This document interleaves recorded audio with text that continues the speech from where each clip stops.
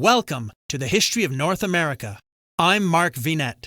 In this episode, we set sail on a grand nautical adventure that sparked extensive exploration of lands previously unknown to Europeans. Join me as we examine the great age of discovery at a time prior to Christopher Columbus's historic trans-oceanic voyage in 1492. European exploration outside the Mediterranean Sea started in the early 1400s and followed many currents that eventually led, before the century's end, across the Atlantic Ocean to North American shores. The age of exploration led to the rise of global trade and colonial empires, instigating contact between the Old World continents of Europe, Asia, and Africa with North America.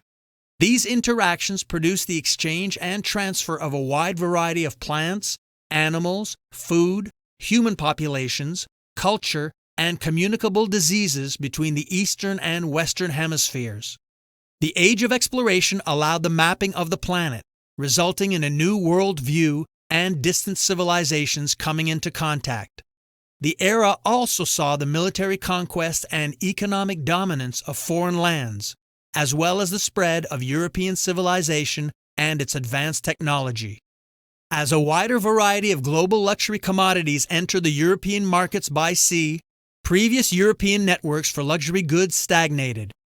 The Atlantic trade largely supplanted pre-existing Italian and German trading powers, which had relied on their Baltic, Russian, and Islamic trade links. The European economic center thus shifted from the Mediterranean to Western Europe. The new commodities also caused social change as sugar, spices, silks, chinaware, precious metals, and jewels entered the luxury markets of Europe.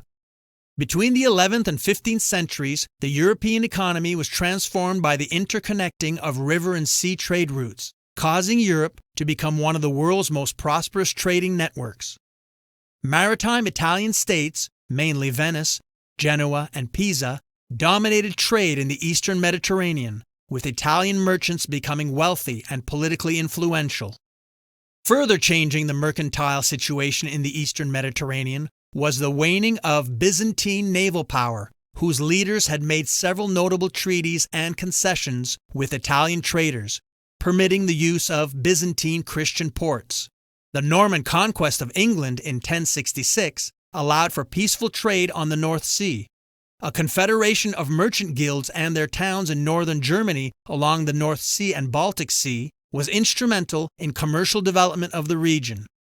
In the 12th century, the Low Countries produced the finest quality textiles in northern Europe, which encouraged Italian merchants to sail there directly. A prelude to the Age of Discovery was a series of European expeditions crossing Eurasia by land in the late Middle Ages. Although the Mongols had threatened Europe with pillage and destruction, Mongol states also unified much of Eurasia and, from 1206 on, the Pax Mongolica allowed safe trade routes and communication lines stretching from the Middle East to China. A series of Europeans took advantage of these networks to explore eastwards. Most were Italians, like Venetian merchant Marco Polo, as trade between Europe and the Middle East was controlled mainly by the maritime republics. The close Italian links to the Levant raised great curiosity and commercial interest in countries which lay further east. These overland journeys along the so-called Silk Road, however, had little immediate effect. The Mongol Empire collapsed almost as quickly as it formed, and soon the route to the east became more difficult and dangerous. The Black Death of the 14th century also blocked travel and trade. The rise of the Ottoman Empire further limited the possibilities of European overland commerce. The Republic of Venice and neighboring maritime city-states held the monopoly of European commerce with the Middle East. The silk and spice trade, involving incense, herbs, drugs, and opium, made these Mediterranean city-states phenomenally rich. Spices, imported from Asia and Africa, were among the most expensive and demanded products of the Middle Ages, as they were used in medieval medicine, religious rituals, cosmetics, perfumery, as well as food additives and preservatives. Muslim traders and Arab sailors dominated maritime routes throughout the Indian Ocean, controlling shipping to Far East source regions, and trading emporiums in India. From Persian Gulf ports, overland routes led to the Mediterranean coasts. Venetian merchants distributed the goods through Europe until the rise of the Ottoman Empire that eventually led to the conquest of Constantinople in 1453, barring Europeans from important combined land-sea routes. The fall of Constantinople to the hands of the Ottomans was thus a blow to Christendom and the established business relations linking with the East. Technological advancements that were important to the age of exploration were the adoption of the magnetic compass and advances in ship design. Ships grew in size, required smaller crews, and were able to sail longer distances without stopping. This led to significant lower long-distance shipping costs. Prior to the age of exploration, European sailing had been primarily close to land, guided by port and coastal nautical charts. These sea atlases specified proven ocean routes guided by coastal landmarks as sailors departed from a known point, followed a compass heading, and tried to identify their location by its landmarks. For the first oceanic exploration, Western Europeans used the compass, as well as progressive new advances in cartography and astronomy. Arab navigational tools like the astrolabe and quadrant were used for celestial navigation, using astronomical charts plotting the location of the stars over a distinct period of time. These tables revolutionized navigation, allowing the calculation of latitude. Exact longitude, however, remained elusive, and mariners struggled to determine it for centuries.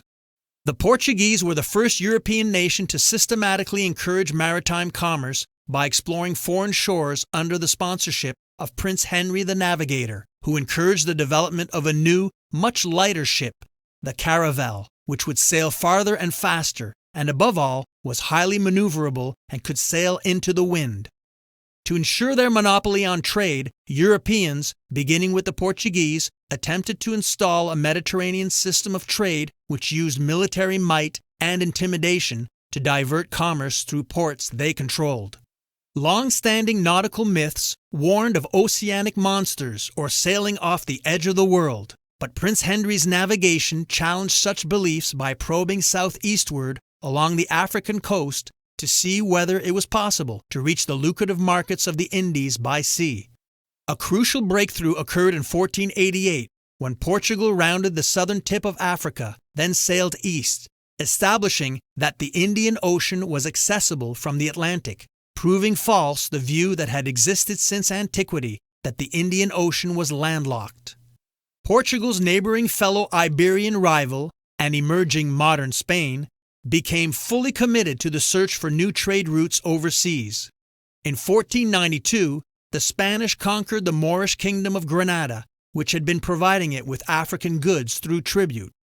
In the hope of bypassing Portugal's monopoly on West African sea routes, a newly united Spain decided to fund a daring expedition to reach southeastern Asia by traveling west. Next time, we embark on this daring expedition in search of a new route westward in the company of Italian navigator Christopher Columbus. Please consider supporting our History of North America series in the following ways. Join our growing community on Patreon. We offer lots of membership benefits, including books and artworks. Receive an ebook welcome gift upon joining. Donate with PayPal and also receive an ebook. As you know, I have written many historical nonfiction and fiction books, including exciting international historical mystery and suspense thrillers.